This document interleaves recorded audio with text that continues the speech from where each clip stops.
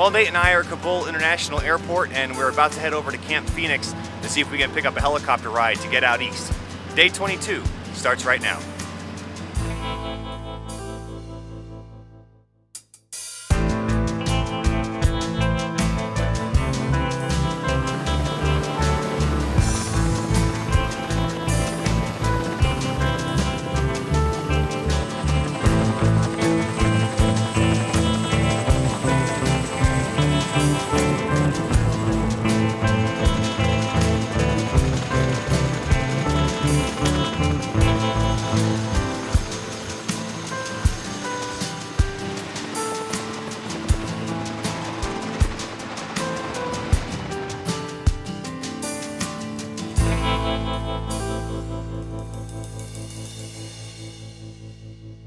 Days like today are very frustrating for us. We only have 8 days left to get through 2 more RCs. Now this may end up being 40 days through Afghanistan. What are you going to do? You can't control the weather, but what I can control is what I do when I'm stuck at Kabul airport. After some thinking, I realized I hadn't had the chance to talk with someone who was finishing their tour here. I was curious to see what their perspective was now that they have a one-way ticket. So I walked over to the air terminal to see if I could find someone on their way home.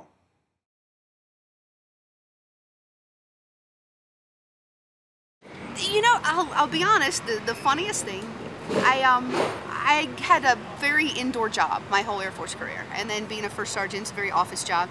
Had somebody told me a year ago that I would get to drive a Humvee through the city, you know, doing convoys out to Camp Dubs or here or there, you know, I'm kind of proud of the fact that, you know, I had a whole bunch of missions under my belt driving around, and I did okay. I only had one accident. Now, you have some people who, you know, don't want to leave the fob, don't want to get outside. Oh, they're silly. I mean, really, for every, you know, I would say most of the people we ran into, especially the Afghans, we'd stop and buy bread, buy fruit. You know, there was some of the, have you ever been out to Camp Dubs? Well, if you go out, there's the one road, I think it's Route Green, after you go through the green zone and you're almost down there towards the Queen's Palace.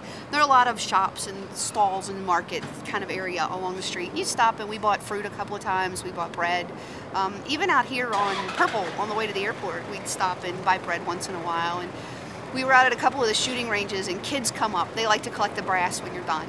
You know, so they hang out, and you give them MREs and kind of hang around and talk with them a little bit. And usually the groups we were with would have interpreters, so you could actually talk to them. And, you know, most of the people are just people who want to do their stuff every day, you know, not blow you up.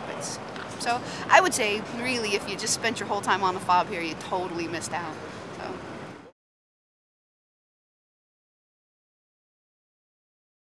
I think that it makes a difference being polite, the drivers, you know, like just trying to have those sort of things where you come across more as we're here to help rather than we're here to occupy. I mean, you know, when we drive, we try really hard to be polite, you know, waving to everybody, you know, the kids wave back and stuff. And I think that makes a difference, I think, in terms of how they treat you. I mean, if you're the drivers, and they recognize the vehicles. Like if you drive the same roads all the time, they see the same people all the time. You know, especially with me, once they realize it's a girl driving, they all kind of want to pay attention. You know, I mean, you got the headset on and everything, it's hard to tell until you smile.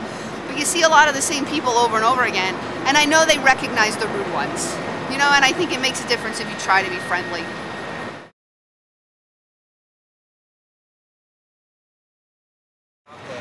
I kind of thought every time I drive outside the wire, somebody's going to be shooting at me. You know, you get that, you know, it's just that war movie mentality. But once you're here, like the first day I was here, you know, my very first experience was convoy from here to Phoenix. It's what, 5 miles. But, you know, once you get out there and there's just people on the streets, you know, but going in, you're kind of thinking, oh, there's going to be explosions and people shooting at you all the time, and it's not like that.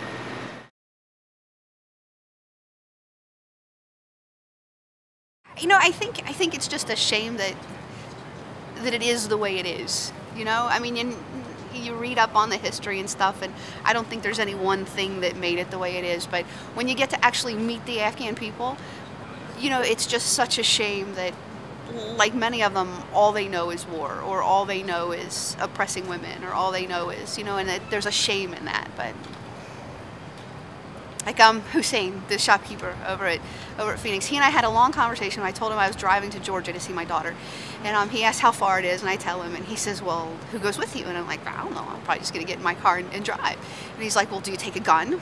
No, I just get in the car and drive. He's like, well, how do you stay safe? And I'm like, we have police. And he's like, well, in Afghanistan, if a woman goes on a long trip, she'll get kidnapped and raped and bad things will happen. And I'm like, well, that's pretty much not, the norm in the United States. And then he's like, yeah, well, sometimes if women are driving in the city, they park their car and they get out of their car, a man will come up and kick them. And I'm like, well, I'd kick them back.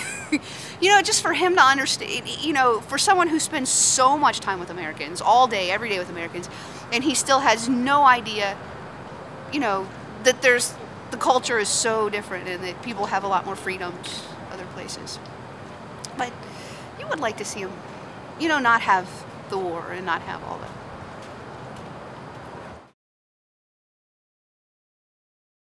Well, we'll try again tomorrow to get to another regional command, and I hope as we bide our time in these holding patterns, you still find what we can bring you interesting.